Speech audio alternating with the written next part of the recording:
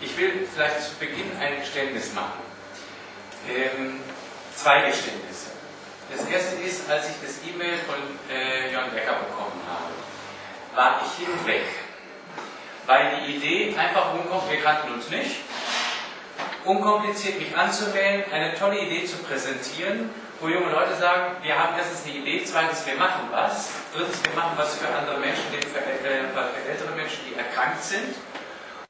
Ich finde es auch gut, dass ihr euch mit einer Einrichtung, die Erfahrung und auch Expertise in dem Bereich hat, einen guten Ruf hat, zusammengetan hat, sodass auch hier vor Ort eben jetzt Menschen ganz konkret geholfen wird.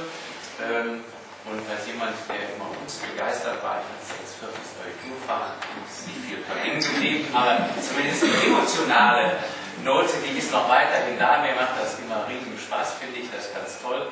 Ich freue mich, als Schirmherr hier mitwirken zu dürfen und ich hoffe, dass es ein bisschen auch Signalwirkung hat, auch durch die anwesenden Pressevertreterinnen, dass Menschen auch hier im Kreis Düren, im ganzen Kreis Düren, erleben und wahrnehmen, was junge Leute aus Eigeninitiative auf den Weg bringen. Insofern auch ein Kompliment von das Berufsförderungswerk des DGB, der das nicht alltäglich, wir haben es angedeutet, dass junge Leute sagen, wir machen was, und zwar sehr konkret in der Hilfe für Menschen, denen es schwieriger geht, die Hilfe brauchen.